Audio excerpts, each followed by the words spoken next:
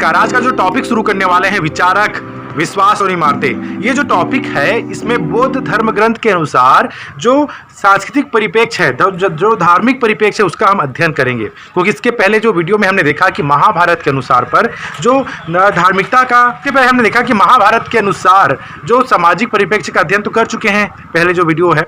इसमें हम देखेंगे कि बौद्ध ग्रंथ के अनुसार, जो बौद्ध ग्रंथ हैं, जो जैन ग्रंथ हैं, उसके अनुसार जो सामाजिक परिदृश्य का अध्ययन हम करेंगे, मुख्यतः धार्मिक परिप्रेक्ष्य में। तो देखते हैं कि जब ब्राह्मणवाद, जब जटिल कर्मकांड का अधिक बोलबाला शुरू हो गया था, तो जो धार्मिक परिवर्तन या धार्मिक आंदोलन का उद्विकास शुरू हो गया। तो हम देख सकते हैं कि ये भारत के संदर्भ में भी तो था ही, साथ साथ ईरान में जो जत्रुथ और चीन के खुगसी और यूनान से सुकरात और प्लेटो अरस्तु, ये जो विचारक थे, इनका जो प्रभाव है धार्मिक जीवन पर अधिक से अधिक पड़ना शुरू हो गया था। हम इसके अंतर्गत देख सकते हैं कि जो धार्मिक संप्रदायों का जो वर्गीकरण है, धार्मिक संप्रदाय का वर्गीकरण के अंतर्गत देखते हैं कि इसमें जो दो प्रकार के हैं। एक वैदिक धर्म का प्रतिरोध, वैदिक धर्म का प्रतिरोध में ये हुआ कि जो वैदिक धर्म के खिलाफ हैं या वैदिक धर्म से असंतुष्ट हैं, धर्म का उदरभाव हुआ, जैसे कि बौद्ध धर्म का, जैन धर्म का उद्विकास शुरू हो गया, है ना। हम देखिए दूसरा वैदिक धर्म का अनुसरण। जो वैदिक धर्म के अनुसरण की बात करें तो वैदिक धर्म के अनुसरण के अंदर देखते हैं कि शैव धर्म हो गया और वैष्णव धर्म हो गया या सनातन धर्म जो हो गया।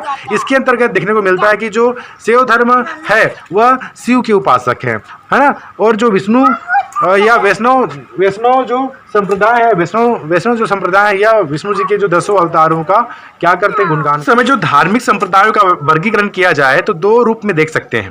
पहले रूप में कि जो सनातन धर्म है या जो हिंदू धर्म है, उसमें असंतोषपन शुरू हो गया था, जो समाज में असंतोष थे इस धर्म के प्रति। ऐसा क्यों? क्योंकि जो ब्राह्मणों का जो जटिल कर्मकांड था, इसके प्रभाव के कारण जो इसमें आता है वैदिक धर्म का प्रतिरोध शुरू हो जाता है।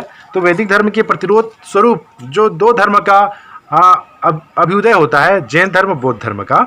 इसके बाद हम देखें या तो जो ब्राह्मणवाद या कर्मकांड के कारण जो उनसे प्रभावित भी हुए, तो इनकी दो शाखाएं विभक्त हो गई। शैव धर्म वाले थे वह शंकर जी की आराधना करते थे, है ना, और वैष्णव धर्म वाले जो वैष्णव विष्णु जी के जो 10 अवतार हैं उनका गुणगान गाते थे, उनका उपासक थे। तो यहाँ पर दो प्रकार के जो धर्म संप्रदाय बन गए थे, शैव और वैष्णव धर्म। हम देखते हैं अब इस संदर्भ में देखते हैं विचारक, विश्वास और इमारतें जो टॉपिक है, इसमें जानकारी के क्या स्रोत है, मतलब इतिहास जानकारी के स्रोत क्या है। जैसे कि किसी का चीज़ का हम अध्ययन करना चाहें या इस संदर्भ में हम उस समय जानना चाहें कि आखिर कैसी घटना घटित हुई होगी, धार्मिक जीवन कैसा था, सामाजिक जीवन कैसा था, तो इस बारे में क्या कर सकते हैं कि इतिहास जानने के स्रोत के अंतर्गत हम जान सकते हैं। तो पहला है वैदिक साहित्य। वैदिक साहित्य के अंतर्गत देखें कि वेद जो है 4 हैं, ऋग्वेद, यजुर्वेद, सामवेद, अथर्ववेद। इसमें सबसे प्राचीन जो वेद है ऋग्वेद है, सबसे बाद का जो वेद है अथर्ववेद है। ऋग्वेद में ही जो 10 मंडल हैं, 10 मंडल का जो अध्ययन किया गया है इसमें। इसके संदर्भ में देखते हैं कि इस समय जो धार्मिक जीवन है, सामाजिक जीवन है, उसका हम विश्लेषण करते हैं ऋग्वेद के आधार पर, है ना। हम देख सकते हैं कि ऋग्वेद का जो रचना हुआ है सबसे पहले हुआ ऋग्वेद काल में, मगर बाद में जो उत्तर वैदिक काल में सामवेद, अथर्ववेद और है ना यजुर्वेद का उद्भव हुआ। तो इसमें हम जो वेद है, इसमें हम सांस्कृतिक परिप्रेक्ष्य का अध्ययन कर सकते हैं, उसके आधार पर हमको जानकारी मिलती है सांस्कृतिक परिप्रेक्ष्य का। दूसरा हम देखें कि पुराण, वैदिक साहित्य के अंतर्गत पुराण की बात करें तो 18 पुराण है। प्रश्न पूछा भी गया था बोर्ड एग्जाम में कि कितने पुराण है, तो 18 पुराण है। इसमें देखिएगा मत्स्य पुराण हो गया, विष्णु पुराण हो गया, है ना। तो इसमें हम देख सकते हैं आदि पुराण हो गया। तो पुराणों में सबसे प्राचीन जो पुराण है वह मत्स्य पुराण है। और इसमें पुराणों की बात करें तो वायु पुराण जो है वह गुप्त वंश के संदर्भ में बताया जाता है। मतलब वायु पुराण में गुप्त साम्राज्य एवं सामाजिक जीवन के बारे में पूरी तरह से प्रकाश डाला गया है वायु पुराण में। तो वैदिक साहित्य के जरिए भी हम उस समय का, है ना, सांस्कृतिक परिप्रेक्ष्य का अध्ययन कर सकते हैं। दूसरा आता है बौद्ध साहित्य। बौद्ध साहित्य के अंतर्गत देखें पिटक। पिटक देखिएगा, इसमें बौद्ध साहित्य में जो पिटक हैं वो 3 हैं। जी हाँ, इसको त्रिपिटक भी कहते हैं। तो प्रश्न बोर्ड एग्जाम में पूछा था, है ना, 2019 में कि त्रिपिटक क्या है। तो आपको बोलते हैं अभिधम्म पिटक, विनय पिटक, सूत पिटक। ये 3 जो पिटक है वह बौद्ध ग्रंथ से संबंधित हैं। हम देखें जातक कथा। जातक कथा जो बौद्ध के, गौतम बुद्ध के जो पुनर्जन्म है, टोटल लगभग 500 के आसपास जातक कहानियां हैं, है ना। तो बौद्ध धर्म जो कि ये पुनर्जन्म पर विश्वास करते हैं, तो बौद्ध ग्रंथ में जो जातक कथाएं हैं, जो गौतम बुद्ध के जो पुनर्जन्म की कहानियों का विस्तृत व्याख्या है, जिसमें उस समय की सामाजिक, सांस्कृतिक, धार्मिक परिप्रेक्ष्य का हम विशद अध्ययन कर कर हम एनालिसिस या विश्लेषण कर सकते हैं कि उस समय आखिर कैसा जो रीति रिवाज था, कैसी क्रियाकलाप विधि थी। तो ये सब हम जान सकते हैं जातक कथाओं के आधार पर। वो ग्रंथ की बात करें, बौद्ध साहित्य में ग्रंथ में आता है दीपवंश आता है, महावंश आता है। तो यहाँ पर इंपॉर्टेंट हो जाता है कि दीपवंश और महावंश बौद्ध ग्रंथ से संबंधित, और इसी जो वंश में ही चंद्रगुप्त मौर्य को एक उच्च क्षत्रिय का माना है। हम देखें अगला जैन साहित्य। जैन साहित्य में हम देख सकते हैं कि जैन साहित्य के अंतर्गत जो भद्रबाहु हैं, है ना, और स्थूल भद्र हैं, इसके अंतर्गत जो जितने भी धार्मिक ग्रंथ की रचना हुई। अगला हम देख सकते हैं कि जैन और बौद्ध धर्म के उदय के क्या कारण है। ये इंपॉर्टेंट क्वेश्चन है, दीर्घोत्तरी प्रश्न 5 से 8 नंबर के प्रश्न बनते हैं। तो आप इसको समझ सकते हैं। जो टोटल पॉइंट्स है उसको मैंने एक डायग्राम में बताया है कि उदय के क्या कारण। तो पहला है कर्मकांड।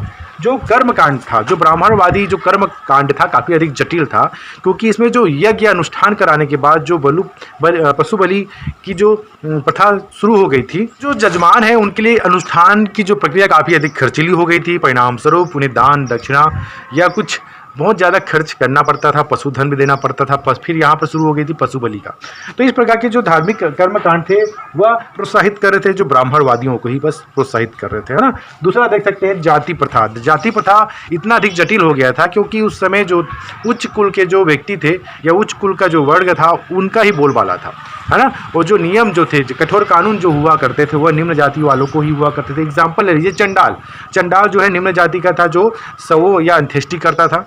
मगर जब चंडाल कहीं अगर नगर के अंदर प्रवेश करता था या बाजार में जाता था, उसको मनाही हुआ करती थी, या रात को प्रवेश करता था, या तो जब जाता था तो बाकायदा घंटी बजा के आगे बढ़ता था, जिससे उसकी परछाई ना किसी के अंदर आए, मतलब जिससे वह किसी संपर्क में ना आए और कोई उसे देखे ना। तो इस प्रकार की जो गतिविधियां होती थी निम्न जातियों के प्रति, तो जाति व्यवस्था भी काफ़ी अधिक कठिन हो गया था। तो सब जाति वर्ग जो निम्न तबके थे वे असंतुष्ट हो चुके थे, है ना। हम देख सकते हैं असंतुष्ट किसके प्रति हो सकते हैं, जो ब्राह्मणवादिता है, जो कर्मकांड है, जो काफ़ी अधिक खर्चीले अनुष्ठान है, उसके संदर्भ में, है ना। जातिगत व्यवस्था भी अभी देखी गई है कि जो शिक्षा का अधिकार जो था, शिक्षा जो था वह निम्न जातियों के हित में नहीं था, मतलब निम्न जातियाँ जो शिक्षा प्राप्त नहीं कर सकती थी। अगला देख लेते हैं वेदों का कठिन भाषा। जो वेद हैं, चारों जो वेदों की जो रचना हुई है, जो चारों वेद हैं वह संस्कृत भाषा में थे, मगर जो स्थानीय बोलचाल की जो भाषा थी पाली थी, प्राकृत भाषा थी। हम देख सकते हैं कि जो इस भाषाओं का ग्रंथ लिखा नहीं गया, जिससे आम जनता इसे नहीं पढ़ पाते थे।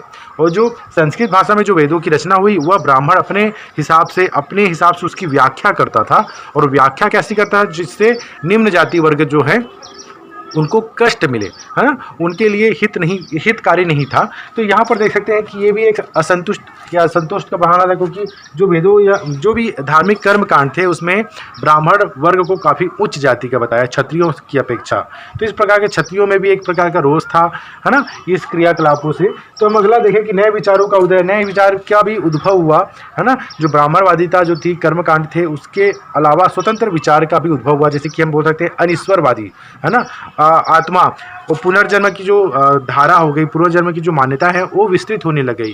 वो जो क्षत्रिय वर्ग या क्षत्रिय समूह है उसमें भी एक विशेष प्रकार का नए विचार की तरंगें फैलने लगी समाज में। अगला देखें कि नई अर्थव्यवस्था का भी उद्भव होने लग गया।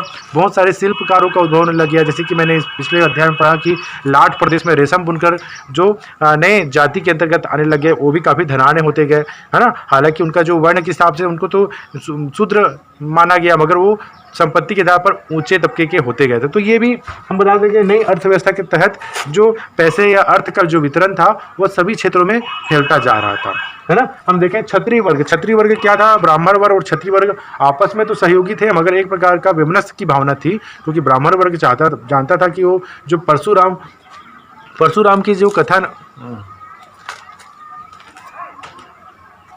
जो ब्राह्मण वर्ग था वो अपने आप को सर्वोच्च मानता था, उच्च मानता सभी वर्गों से। तो यहाँ पर देख सकते हैं कि क्षत्रिय जो राजवंश था वह इनमें भी असंतुष्ट की भावना थी, क्योंकि कर्मकांड या अनुष्ठान के दौरान ब्राह्मण का अधिक से अधिक उन्हें क्या करना पड़ता, दान दक्षिणा करना पड़ता था, है ना। उनकी क्या करनी पड़ती थी, हर बातों को तवज्जो देनी पड़ती थी। तो ये भी एक प्रकार का असंतुष्ट था। ये जो कर्मकांड था उसके प्रति सभी असंतुष्ट थे, है ना। इसलिए जैन बौद्ध धर्म का उद्भव होता है, ये भी कहना अतिशयोक्तिपूर्ण नहीं होगा। फिर दूसरा देखिए वैश्य जो थे, व्यापारी थे, इनका भी प्रभाव पड़ने लगा, क्योंकि व्यापारी जो थे उनके पास क्या था, समय अभाव था, और जो कर्मकांड थे उसमें अधिक से अधिक समय देने पड़ते थे, अनुष्ठान कराने होते तो कभी अधिक समय देना पड़ता था। तो व्यापारी वर्ग क्या थे, एक स्थान से दूसरे स्थान जाया करते थे, जिससे विचारों का भी आदान प्रदान होता था। तो इनका जो विचार जो था वह स्वतंत्र थे, खुलापन था इनके विचारों में। परिणाम स्वरूप क्या, जैन और बौद्ध धर्म को प्रश्रय इन्होंने ही दिया, व्यापारी वर्ग ने ही दिया। अगला देखते हैं राजनीतिक परिघटना। जो राजनीतिक परिघटना भी देखने को मिलता है, बहुत सारे जो क्षेत्र राजनीतिक क्षेत्र थे उसमें ब्राह्मणवाद की भी उपयोगिता अधिक बढ़ गई थी, जिससे क्या था, उनका हस्तक्षेप ज़्यादा होता था, राजनीतिक हस्तक्षेप ज़्यादा बढ़ गया था। तो परिणाम स्वरूप देखने को मिलता है कि ये राजनीतिक परिदृश्य भी या जैन और बौद्ध धर्म के उदय के कारण थे। तो कुल मिला के जो उदय के कारण है इसको याद कर लीजिएगा, है ना, समझकर। तो ये काफ़ी इंपॉर्टेंट टॉपिक हो जाता है, काफ़ी इंपॉर्टेंट क्वेश्चन बन सकते हैं इससे। पहले तो आप डायग्राम बना दीजिए, फिर उसको पॉइंट को आप डिकोड कर सकते हैं आप, है ना। अगला हम देख सकते हैं जैन बौद्ध धर्म के उदय के कारण के बाद हम देखते हैं जैन धर्म। जी हाँ, जैन धर्म आखिर अस्तित्व में कैसे आया, इनके प्रवर्तक कौन थे। तो हम बात करें जैन धर्म के बारे में, तो जैन धर्म के प्रवर्तक जो थे ऋषभदेव थे। जी हाँ, ऋषभदेव थे जैन धर्म के प्रवर्तक, है ना, पहले प्रवर्तक। जब मैं आपको यहाँ पर से, मैं जहाँ पर क्लास ले रहा हूँ वहाँ पर से मैं आपको एक वीडियो दिखा रहा हूँ, चलिए वीडियो देख लीजिएगा। ये जो दूर में आपको पहाड़ दिख रही हैं, शायद यहाँ से ना दिखे, ये जो पहाड़ दिख रही है, चलिए मैं जूम कर लेता हूँ। ये जो पहाड़ दिख रही है ना, यहाँ पर ये जो पहाड़ है ना, यहाँ से मात्र 8 किलोमीटर दूरी में है ये पहाड़ जो है, ठीक है। ये जो पहाड़ की विशेषता ये है कि इसको हम बोलते हैं स्थानीय भाषा में दमोदहरा। जी हाँ, इसका नाम क्या है, राज्य का जो पर्यटन की सूची में इसका नाम है ऋषभ तीर्थ। जी हाँ, ऋषभ तीर्थ नाम है यहाँ का, काफ़ी अच्छा जगह है, मनोरम दृश्य है यहाँ। तो इसको हम जानते हैं ऋषभ तीर्थ से। तो ऋषभ देव जी का जो तपस्वी स्थल यही रहा है दमोदरा, वहाँ पर मंदिर भी है ऋषभ देव जी का। तो यहाँ पर जो जैन धर्म के प्रथम प्रवर्तक जो थे ऋषभ देव, तो याद रखिएगा जैन धर्म के प्रथम प्रवर्तक कौन थे, ऋषभ देव थे। दूसरे हम देखते हैं टोटल 24 तीर्थंकर हुए। तीर्थंकर जो हुए 24 हुए, उसमें 23वां जो थे पार्श्वनाथ थे। पार्श्वनाथ जो तीर्थंकर जो थे वह काशी नरेश अश्वसेन के पुत्र थे। हम देख सकते हैं इसमें जो वामा इनकी माता थी और प्रभा देवी जो कुश की राजकुमारी थी, तो प्रभा देवी से इनका विवाह होता है ना। तो ये देख सकते हैं महावीर स्वामी, अगला जो 24वां तीर्थंकर जो है अंतिम, जो इसके बारे में हमको याद रखना है, महावीर स्वामी जो 24वें तीर्थंकर थे, इनके बारे में हम देख लेते हैं कि जो महावीर स्वामी है वह उनका जन्म 540 ईसा पूर्व में हुआ था, वैशाली में हुआ था, जिसका जो नाम कुंड ग्राम है या कुंडल वन है हम कह सकते हैं। तो वैशाली है ना, वैशाली के अंतर्गत आने वाला जो कुंडल वन है ना, या कुंड ग्राम है, वहाँ इनका जन्म हुआ था और इनका जो बचपन का नाम वर्धमान था, है ना। हम देख सकते हैं कि ये जो नात्रिक कुल के जो इनके पिता थे उनका नाम सिद्धार्थ था, इनकी माता का नाम त्रिशला था और इनकी पत्नी का नाम यशोदा था। तो याद रखिएगा इनके पिता का नाम सिद्धार्थ। हम बात करें गौतम बुद्ध का, तो गौतम बुद्ध का बचपन का नाम सिद्धार्थ था, मगर महावीर स्वामी के पिता का नाम सिद्धार्थ है ना, दोनों अलग हैं क्योंकि ये जैन धर्म है। तो यहाँ पर जैन धर्म में हम देखें कि महावीर स्वामी के बचपन का नाम वर्धमान है, इनके पिता का नाम जो है वह सिद्धार्थ है, इनकी माता का नाम जो है त्रिशला और इनकी पत्नी का नाम यशोदा है। हम देखें कि पुत्री कौन है इनमें, पुत्री अरोज्या प्रियदर्शना है ना, इनकी पुत्री हैं। हम देखें इंद्रियों पर विजय के कारण महावीर स्वामी का जो पंथ था उसको जैन कहने लगे, जैन धर्म कहने लगे इंद्रियों पर विजय के कारण, है ना। हम देखें 468 ईसा पूर्व में 72 वर्ष की आयु में पावा नामक स्थान पर इनकी मृत्यु, इनकी समाधि ले लेते हैं, ये रियल में संलेखन कर लेते हैं ये, है ना। महावीर स्वामी जो है वो अपरिमित पराक्रम दिखाने के कारण महावीर स्वामी कहलाए, है ना। उनका जो महावीर नामकरण जो है वो अपरिमित, है ना, क्या पराक्रम दिखाने का इनका नाम महावीर पड़ा। सभी इंद्रियों को जीतने वाले थे, इस कारण जैन पढ़े, है ना। सिद्धांत की बात करें, जैन धर्म के सिद्धांत में हम देखें पंच महाव्रत काफ़ी इंपॉर्टेंट है। 2 नंबर से या 3 नंबर के प्रश्न पूछेंगे कि पंच महाव्रत क्या है। पंच महाव्रत, तो पंच महाव्रत के बारे में देखें तो पंच महाव्रत में 5 हैं, है ना। पंच महाव्रत में आखिर देखें कि सत्य, अमृता, अहिंसा, अस्तेय, अपरिग्रह, ब्रह्मचर्य, तो ये 5 पंच महाव्रत हैं, ठीक है। इससे संबंधित बहुत सारे कहानियां हैं, बताने का इच्छा रखता है, मतलब मन करता है कि मैं बताऊं, स्टोरी सुनाऊं और इतिहास कंप्लीट करूं, मगर थोड़ा जो अवधि है लंबी चली जाएगी, और लंबी चली जाएगी तो दिक्कत है, क्योंकि पढ़ाई तो हर द्वार में जो ये जो वीडियो अपलोड होगा तो उसमें थोड़ा सा बंधन ये है कि आप टॉपिक वाइज ही समझाएं, है ना, विषय से भटके ना, या कहानी या कुछ मोटिवेशनल चीज़ें ना बताएं। इस बारे में थोड़ा प्रतिबंधित किया गया है मुझे कि भाई आप मोटिवेशनल स्पीच ना दें, है ना, आप टॉपिक जो है उसी को आप समझाइए। तो वही कार्य मैं कर रहा हूँ, टॉपिक को समझा रहा हूँ, मगर आप एक बार बुक से पढ़कर इसको ज़रूर देखिएगा। फिर इसको देखने के बाद, इस वीडियो को देखने के बाद फिर से बुक का सहारा लीजिएगा, फिर नोट्स बनाइएगा, तो काफ़ी जो स्मृति है दीर्घ अवधि तक रहेगी। तो चलिए हम बात कर लेते हैं पंच महाव्रत। पंच महाव्रत की बात करें तो पहला है सत्य या अमृता, सदैव सत्य बोलना चाहिए। दूसरा हम बात करें अहिंसा, तो अहिंसा में देखा है कि जीवों की हत्या नहीं करनी चाहिए, या मानसिक रूप से भी किसी के बारे में बुरा नहीं सोचना चाहिए, है ना। हम देखें अगला अस्ते। अस्ते की बात करें तो अस्ते में है कि चोरी ना करना, किसी भी वस्तु या किसी के सामान की चोरी ना करें। इसमें बताया कि उससे बिना परमिशन या बिना मांगे या बिना पूछे कुछ चीज़ें नहीं लेना चाहिए किसी, या तो मन से ही अगर सोच लीजिए कि किसी के पास कार है और मेरे काश मेरे पास इसका कार आ जाता, इस तरह का जो मानसिक रूप से सोचना भी अस्ते की श्रेणी में रखा गया है जैन धर्म के अनुसार। हम देखें अपरिग्रह। अपरिग्रह में देखते हैं कि संग्रह ना करना। संग्रह ना करना मतलब हमारे पास जितनी क्षमता है, मतलब हमारा जो दिनचर्या जैसा गुजारा हो सकता है वैसा ही करना चाहिए, और जो अतिरिक्त पैसा बचा कर नहीं रखना चाहिए और उसका संग्रह भी नहीं करना चाहिए, है ना। तो ये अपरिग्रह है, ठीक है। तो ये पंच महाव्रत के अंतर्गत अंतिम जो आता है ब्रह्मचर्य आता है कि सदैव ब्रह्मचर्य का पालन करना चाहिए। तो पंच महाव्रत में इंपॉर्टेंट हो गया सत्य, अहिंसा, अस्ते, अपरिग्रह और ब्रह्मचर्य।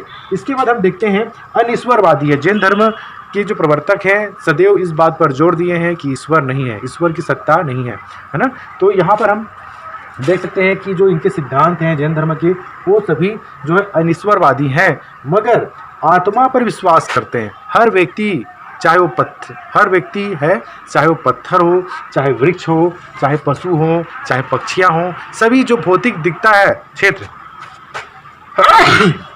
सभी जो भौतिक संसाधन हमें दिखते हैं उसमें सभी में अस्तित्व है, सभी में आत्मा है, ये मानना है इनका जैन धर्म वालों का। हम बात करें कर्म फल या पुनर्जन्म, तो ये कर्म पर विश्वास करते हैं और पुनर्जन्म पर भी विश्वास करते हैं कि मृत्यु के बाद फिर से दैहिक जीवन मिलता है ना। और हम ये जो दैहिक जीवन मिलता रहेगा, और हम जब तक संलेखन ना करें, जब तक हम बाकायदा तपस्या ना करें, अपने आप को कष्ट देकर, है ना, तपस्या ना करें, तब तक हमें मोक्ष या निर्वाण नहीं मिलता, इनका मानना है। तो पुनर्जन्म पर विश्वास करते हैं। पांचवा है मोक्ष अथवा निर्वाण। तो मोक्ष अथवा निर्वाण में है कि जो इह लीला हमारा जो भौतिक जीवन है उसकी समाप्ति, मतलब बोल सकते हैं कि हमारा जो भौतिक पक्ष है,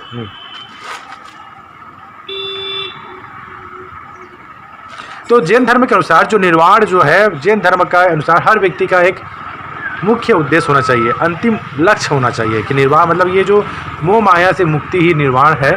तो ये जैन धर्म मानते हैं। अगला देखें त्रिरत्न। त्रिरत्न की बात करें तो 3 रत्न हैं, तो त्रिरत्न के अंतर्गत देखें, है ना, सम्यक ज्ञान, सम्यक दर्शन और सम्यक आचरण।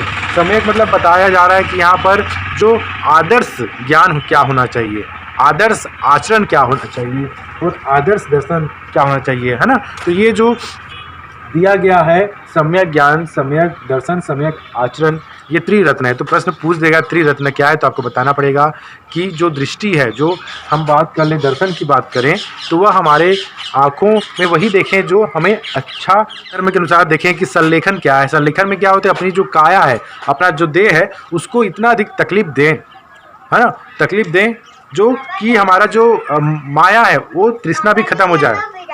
हाँ बेटा रुकिए ना, तृष्णा की समाप्ति हो जाए संलेखन के अनुसार, मतलब जो काया को कष्ट देकर यह दैहिक जीवन को समाप्त किया जा सकता है, निर्वाण प्राप्त किया जाता है। तो निर्वाण से पहले जो है संलेखन के द्वारा ही निर्वाण प्राप्त किया जा सकता है। अगला देखिए जैन संघ जो है, जैन संघ के अंतर्गत 2 शाखा बोल सकते हैं। तो पहला भिक्षु या भिक्षुणी।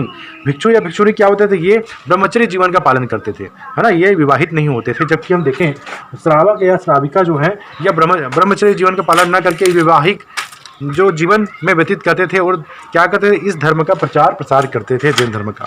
अगला हम देखें दिगंबर या श्वेतांबर, इसके जो पंथ है ना, हम देख सकते हैं कि जब मगध पर 200 ईसा पूर्व के आसपास अकाल पड़ जाता है, तो मगध में अकाल पड़ने के कारण जो भद्रबाहु का जो मतालंबी है, मतबाहु के जो समर्थक है, भद्रबाहु जो है दक्षिण भारत की ओर चले जाते हैं अकाल पड़ने पर। जब 12 साल बाद वो वापस आते हैं मगध में, तो देखते हैं कि जो जैन धर्म की मूल संकल्पना है, जो जैन धर्म का मूल सिद्धांत, उसमें लचीलापन आ गया है ना, जिसमें कठोरतापन नहीं है। तो सूलभद्र में ये मतभेद हो जाता है और एक अलग शाखा स्थापित हो जाती है। तो देखते हैं भद्रबाहु की जो शाखा है वह दिगंबर है। दिगंबर जो है वह निर्वस्त्र रहते हैं और किसी प्रकार का वस्त्र धारण नहीं करते अपने शरीर पर। तो भद्रबाहु जो है वह दिगंबर संप्रदाय से संबंधित है और दिगंबर संप्रदाय काफ़ी अधिक जैन धर्म के नियम को, सिद्धांतों को काफ़ी कठोरता से पालन करते हैं, है ना। अपने शरीर पर वस्त्र धारण नहीं करते और जो महावीर स्वामी के जो सिद्धांतों को कड़ाई से पालन करते हैं, है ना। अब दूसरा देखें श्वेतांबर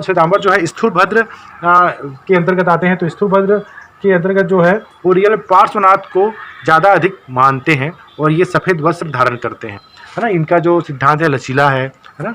हम देखें अगला जैन संगति की बात करें, जो जैन संगति हुआ था पाटलिपुत्र में 300 ईसा पूर्व में हुआ था। हाँ, जैन संगति कहाँ हुआ था? पाटलिपुत्र में हुआ था 300 ईसा पूर्व में। हम देखें अगला जैन धर्म का प्रसार कैसे हुआ, जैन धर्म का प्रसार या फैलाव कैसे हुआ। तो हम देख सकते हैं कि राजकीय संरक्षण के रूप में हुआ। राजकीय संरक्षण में चाहे वो चंद्रगुप्त मौर्य हो, है ना, या अजातशत्रु हो, तो सबसे अधिक संरक्षण मिला है जैन धर्म को, अगर राजकीय संरक्षण की बात करें। मगर बाद में जो अशोक ने बौद्ध धर्म का संरक्षण किया और उसका प्रसार बहुत अधिक किया। मगर जो चंद्रगुप्त मौर्य थे वह जैन धर्म के अनुयायी थे, उनको भद्रबाहु से दीक्षा प्राप्त की और बाद में कर्नाटक के जो मैसूर है वहाँ पर श्रवणबेलगोला में संलेखन लेते हैं और अपने ई लीला समाप्त करते हैं। अगला देखते हैं भाषा की बात करें। जैन धर्म का जो प्रसार के पीछे भाषा की बात करें तो प्रसार की भाषा थी प्राकृत भाषा थी, पाली भाषा थी, जो आम जनता की भाषा थी। ब्राह्मण जो वादी जो कर्मकांड थी उसकी भाषा संस्कृत थी, काफ़ी जटिल थी, है ना। मगर ये जो काफ़ी सरल था, पाली और प्राकृत भाषा। अगला देखिए समानता, इसमें जातिगत विभेदीकरण नहीं था, इसमें गतिशीलता की बात की जाती थी मगर विभेदीकरण की बात नहीं की जाती थी। मतलब जो समानता की बात की जाती थी, स्वतंत्रता की बात की जाती थी। तो ये भी एक कारण था जैन धर्म के प्रसार होने का, अधिक से अधिक इसके अनुयायी हो गए, है ना।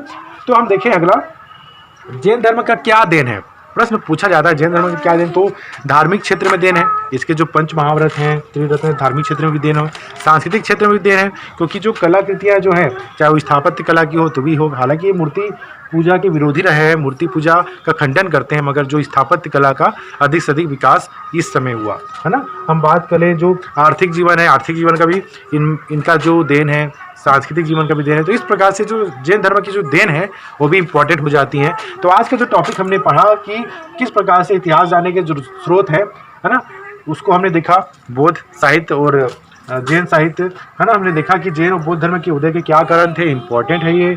फिर हमने जैन धर्म के बारे में पढ़ा, महावीर स्वामी का जो जीवन परिचय को पढ़ा, जो कि सप्लीमेंट्री एग्जाम दिसंबर 2020 में पूछा गया था कि महावीर स्वामी का जीवन परिचय को संक्षिप्त में समझाइए। और एक 4 नंबर का प्रश्न पूछा था कि पंच महाव्रत क्या है, इसे समझाइए। तो इम्पोर्टेंट टॉपिक हो जाता है, ठीक है। अगले वीडियो में बौद्ध धर्म को देखेंगे। धन्यवाद।